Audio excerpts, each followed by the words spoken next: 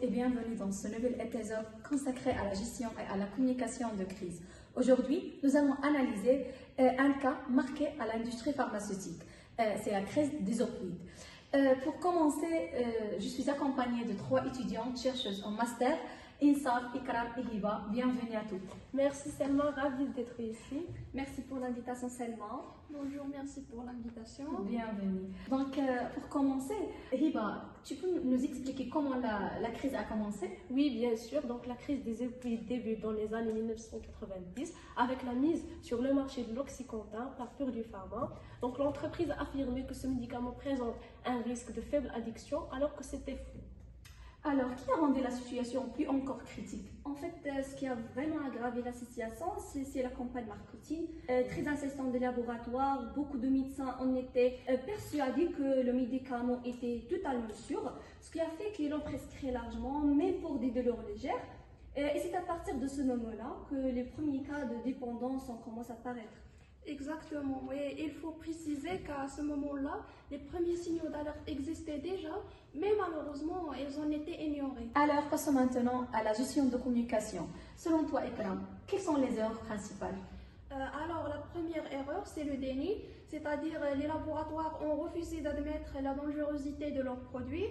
Ensuite, il n'y a eu aucune action immédiate et aucun plan pour réduire les prescriptions ou surveiller les patients.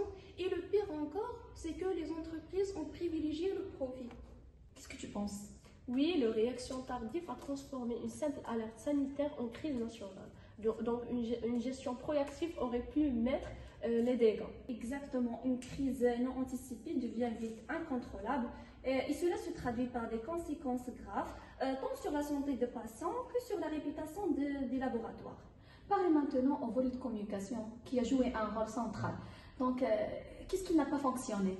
D'abord, des messages marketing étaient trompeurs. On présentait l'oxycontin comme presque non addictif et quand les premières critiques sont apparues, les entreprises ont choisi de garder le silence. Oui, exactement. Et quand ils ont fini par communiquer, c'était une communication défensive basée sur la justification, la minimisation, le rejet de responsabilité, etc. Ce qui a vraiment détruit la confiance du public. Oui, ils sont très mal gérés les parties prenantes. Donc, tout ce qui est autorité, médecins, médias, donc personne n'a été informé correctement.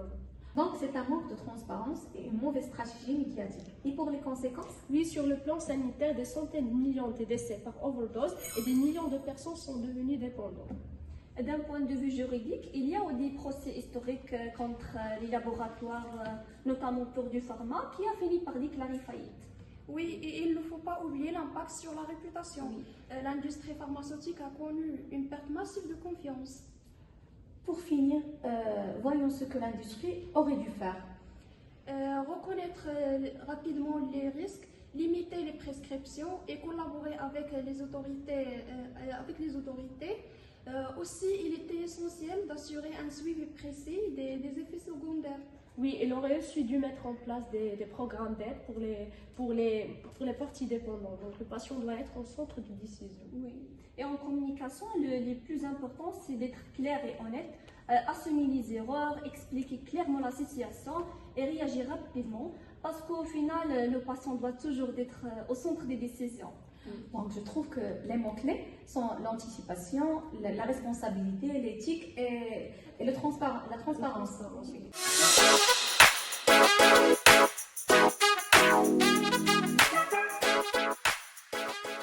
Merci pour vos analyses et votre participation. Donc, la crise des opioïdes est un exemple puissant qui nous montre que l'industrie pharmaceutique est une mauvaise gestion et une communication erronée peut avoir des conséquences dramatiques. Merci à vous.